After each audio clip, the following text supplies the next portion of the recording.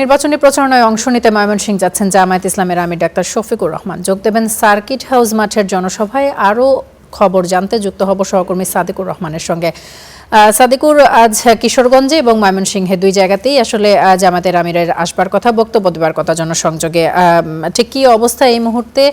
প্রস্তুতির খবর তো জানাবেনি, সেই সাথে যারা সমর্থক রয়েছেন তাদের উৎসাহ উদ্দীপনার খবর জানতে চাই।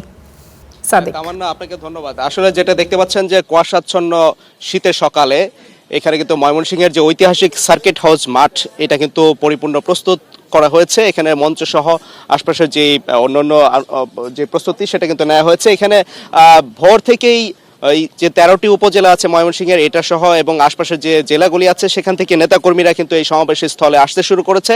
এবং এটা যেটা দেখতে পাচ্ছেন যে এখানে স্টেজে যে ব্যানারগুলি আছে, এখানে যে 11টি দল, সে 11টি দলের নেতারা এখানে উপস্থিত হবেন।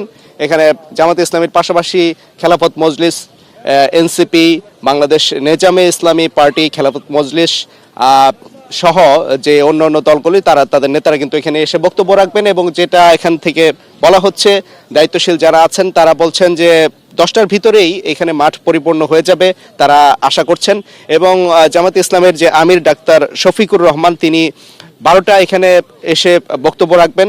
নির্বাচনী এটা জনসভা, এবং সেখানে কিন্তু দেখা যায় যে সামনে নির্বাচনকে, ভোটকে কেন্দ্র করে দলের যে শীর্ষস্থানীয় যে নেতা যারা আছেন, গুরুত্বপূর্ণ নেতা, তাদের উদ্দেশ্যে তিনি বিভিন্ন দিক নির্দেশনা দিবেন। নেতাকর্মীদের উদ্দেশ্যে বিভিন্ন ভাষণে কিন্তু তার এই সামনে নির্বাচনে বিজয়ী হলে জামায়াতে ইসলামী কি ধরনের পরিবর্তন ঘটাবে, উন্নয়ন করবে, সেই জিনিসটার বিষয়ে সেই বিষয়ে তিনি বক্তব্য রাখবেন এবং প্রতিশ্রুতি দিবেন।